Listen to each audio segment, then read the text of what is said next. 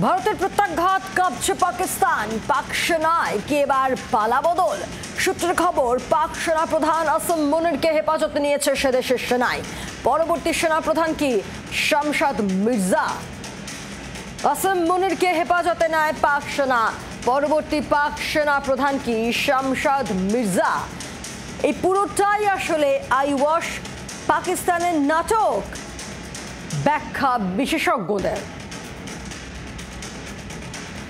কথা বলবো, রাজীব চক্রবর্তী রয়েছেন আমাদের সঙ্গে সরাসরি জম্মু থেকে।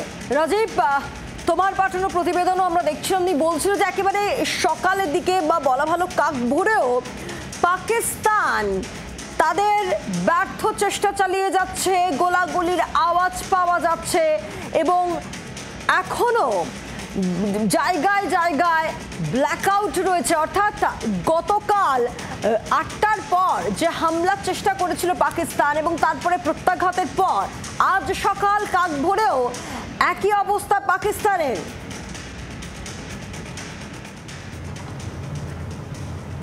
দেখো, তোমাকে দুটো বিষয় আমি এই মুহূর্তে বোঝাতে চাইবো। তা হলো, প্রথম যে গতকাল রাতের পর আজ সকালেও মুহুর্মুহু মিসাইল এবং ড্রোন উড়িয়েছে পাকিস্তান।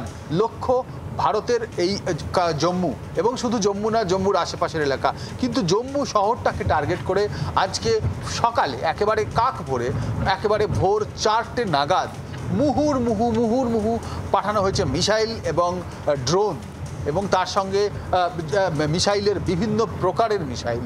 কিন্তু একটি মিসাইলও সফলভাবে ভারতের জম্মুতে ল্যান্ড করেনি। আকাশেই তাকে গুঁড়িয়ে দিয়েছে ভারতের ডিফেন্স সিস্টেম।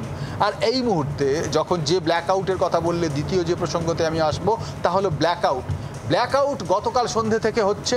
এখন আমরা গাড়িতে রওনা হয়েছি জম্মু থেকে একটি জায়গার উদ্দেশ্যে, এবং তোমাকে আমি সামনেটা দেখাবো। গাড়ির হেডলাইট বন্ধ, গাড়িতে আলো জ্বালবার নিয়ম নেই, এবং এক্ষেত্রে আমরা এই রাস্তা দিয়ে চলেছি যেখানে এটি একটি হাইওয়ে। রাস্তাতে জনমানুষের দেখা নেই, এরকম একটি পরিস্থিতি। কার্যত যুদ্ধ হচ্ছে। যুদ্ধ ঘোষণা না হলেও যুদ্ধই হচ্ছে ভারত আর পাকিস্তানের মধ্যে। আর এক্ষেত্রে পাকিস্তান শুরুতেই নাস্তানাবুদ হয়ে গিয়েছে। একেবারে অবস্থা পাকিস্তানের কাহিল হয়ে গিয়েছে। ভারত সাবধান রয়েছে। ব্ল্যাকআউট সন্ধে থেকে সকাল পর্যন্ত, এখনও পর্যন্ত সেই ব্ল্যাকআউটের নিয়ম চালু রয়েছে। সকালেও সাইরেন বাজানো হয়েছে, এবং জাতীয় সড়ক দিয়ে আমরা চলেছি। জাতীয় সড়ক একেবারে শুনশান, একেবারে শুনশান। সম্ভবত আমরাই প্রথম গাড়ি যেটি এই ঝুঁকি নিয়ে জম্মু থেকে আমরা চলেছি পুঞ্চের দিকে। রিস্কি যা রাস্তা, যেখানে ভয়ঙ্কর জীবনের ঝুঁকি রয়েছে, এবং যে কোনো মুহূর্তে পাকিস্তানের দিক থেকে মিসাইল ধেয়ে আসতে পারে।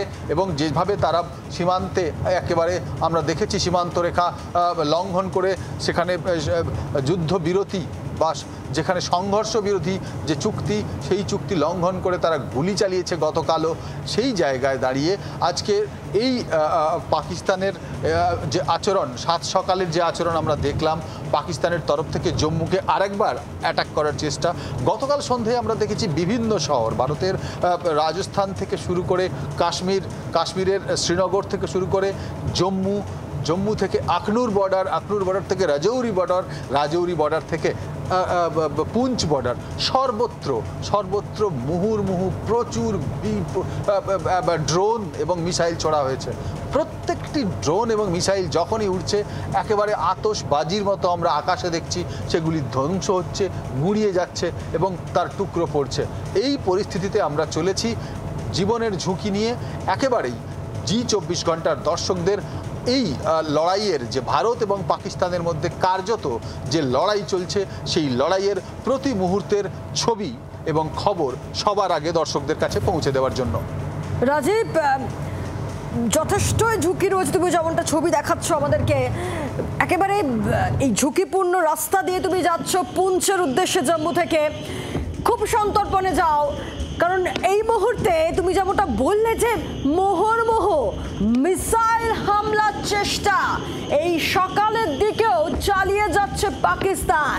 অর্থাৎ দিশেহারা পাকিস্তান, তাদের যে লজ্জা বিন্দুমাত্র নেই, তাদের শহর জ্বলছে, তাদের শহরে ব্ল্যাকআউট, তাদের দেশে বিভিন্ন জায়গায় স্কুল কলেজ শিক্ষা প্রতিষ্ঠান আজকে বন্ধ রাখা হয়েছে এবং তাদের দেশের বিভিন্ন শহর মিসাইল হানায় ভারতের প্রত্যাঘাতে একেবারে ধূলিসাৎ হয়ে গিয়েছে। তারপরেও তাদের এই নির্লজ্জ চেষ্টা তারা চালিয়ে যাচ্ছে।